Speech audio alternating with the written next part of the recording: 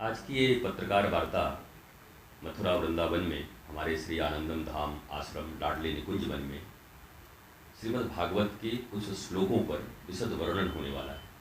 श्रीमद् भागवत अत्यंत प्राचीन ग्रंथ है, लेकिन हमारी जो नई पीढ़ी है वो प्राचीन ग्रंथों को बस एक प्रणाम करने की विधि जानती है कि ऐसे ऐसे कर लिए हो गए, लेकिन उन ग्रंथों में श्लोकों में हमारे जीवन के मंत्र छिपे हुए हैं, सक्सेस छिपा हुआ है। हम जो एंग्जाइटी में हैं, तनाव में हैं, डिप्रेशन में हैं, टेंशन में हैं, वो भागवत के एक दो श्लोक मात्र से दूर हो सकता है।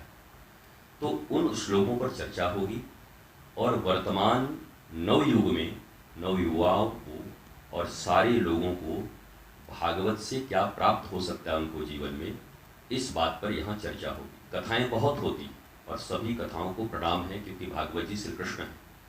लेकिन वर्तमान समय के जीवन से अगर हम उसको रिलेट नहीं कर पाते तो हमें ऐसा लगता है कि हम रोजगार 22 घंटे का अलग कर रहे हैं और 2-3 घंटे का भागवत अलग सुन रहे हैं। आपने भी सुना होगा, लोग कहते हैं कि थोड़ा बहुत भक्ति भी करना चाहिए। मेरा ऐसा कहना है, भक्ति जीवन से अलग नहीं है, बल्कि भक्ति मूलक अगर जीवन है तो पूरा जीवन आपका आनंदित होगा। जब हम पूजा को 1 घंटे का बना देते हैं, जब हम धर्म को 1 घंटे का बना देते हैं, तब हम 1 घंटे के प्रहलाद होते हैं और 23 घंटे के हिरण्यकश्यप होते हैं। तो इस 1 घंटे का भी फल आपको जीवन में मिलता है और 23 घंटे जो हिरण्यकश्यप की वृत्ति से जीते हैं उसका भी फल हमें मिलता है। तो मैं रिलेट करना चाहता हूँ एक फ्यूज़न, ऐसा फ्यूज़न मॉडर्न साइंस और हमारे एंशिएंट जितने भी ग्रंथ हैं उनको मिलाकर वर्तमान जीवन में हम क्या प्रयोग कर सकते हैं, इस पर मैंने बहुत गहरा अध्ययन किया है और मैं बोलता भी रहा हूँ। हाँ, मैं भागवत का रेगुलर कथाकार नहीं हूँ। मैं 4 वर्ष के बाद ये श्रीमद् भागवत के श्लोकों के ऊपर ये कथा कर रहा हूँ। कब से आयोजित होगी कथा? ये कथा 3 नवंबर से 9 नवंबर तक होगी और 10 तारीख को ब्रजवासी तीर्थ पुरोहित पंडा समाज, जो ब्रज के प्राण हैं, जो वृंदावन के प्राण हैं, किसी भी तीर्थ के जो प्राण होते हैं, उनको हमने समझा नहीं। आज हम पंडा पुरोहित कह के उनको इग्नोर कर देते हैं, अरे पंडा पुरोहित।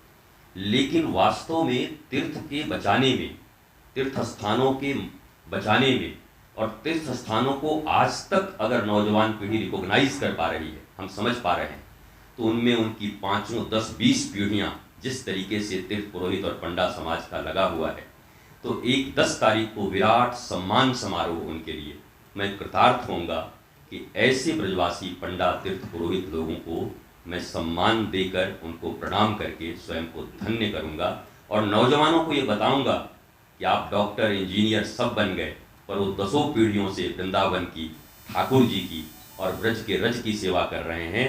तो हमें कैसे उनका सम्मान करना चाहिए और कैसे जीवन में उनका ध्यान रखना चाहिए, तो ये भी हमारी एक बड़ी सुंदर पहल होगी।